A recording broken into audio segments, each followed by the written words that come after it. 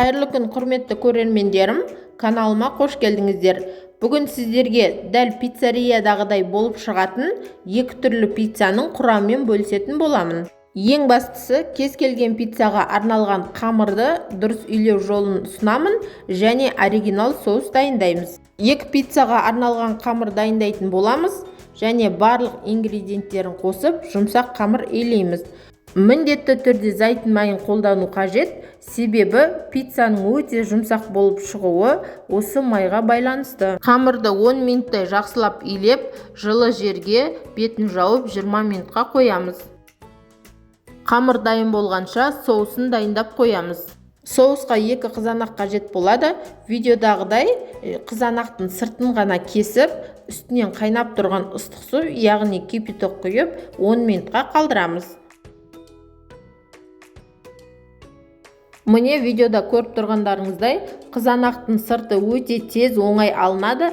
Қызанақты блендермен сұйық масса болғанша езіп аламыз. Егер блендер болмаса, ет тартқышпен немесе шанышқымен езіп алсақ болады.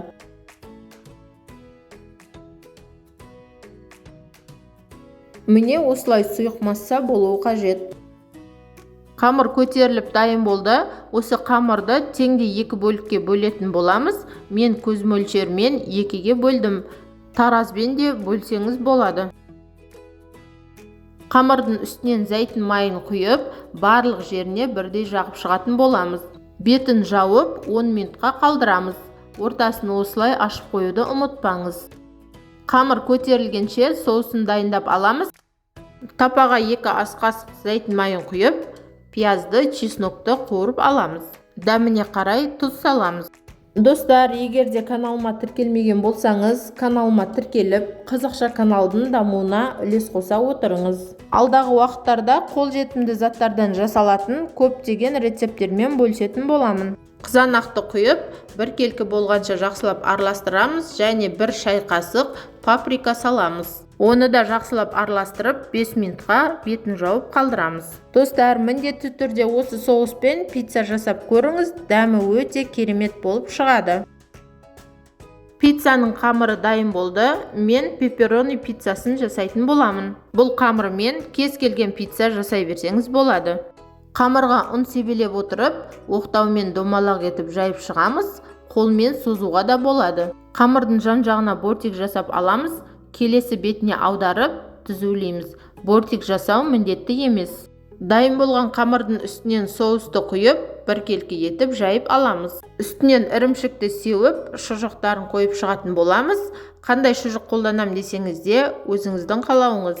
Шұжықтарды орналастырып болған соң, үстінен сыр себеміз. Алдын ала қызып тұрған пеште 240 градуста 7 минутта пісіріп алдым. Сіз пешіңізге байланысты пісіріп аласыз.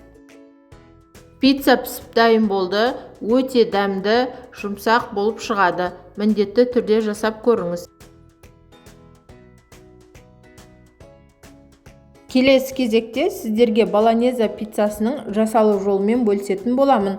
Ол пиццерияларда ең негізгі пиццалардың бірі болып табылады. Ең алдымен салмасын дайындап аламыз. Тапаға 2 ас қасық май құйып, пиязды майдалап турап 2-3 минуттай жақсылап қуырып аламыз. Үстінен тартылған етті салып, жақсылап қуырып аламыз.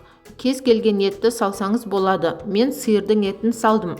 Дәміне қарай тұз саламыз. Жарты шай қасық паприка салып, жақсылап араластырып, баяу отта 10 минуттай қалдырамыз. Достар, егер де менің видео рецептерім ұнап жатса, достарыңызбен бөлісіп, пікір қалдыруды ұмытпаңыз. Міндетті түрде оқитын боламын.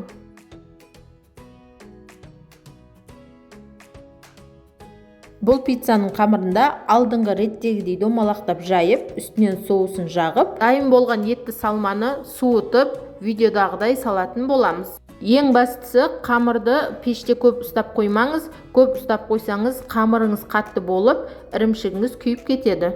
Пицца дайын, пешіңізге байланысты пісіріп аласыз. Пицца пісіп шықты, өте дәмді, жұмсақ болып шығады. Біздің үйдегілерге де өте қатты ұнады. Сіздерге де жасап көруге кеңес беремін. Видеоның соңына дейін қараған болсаңыз, үлкен рахмет. Каналға тіркеліп кетіңіз. Ас болсын!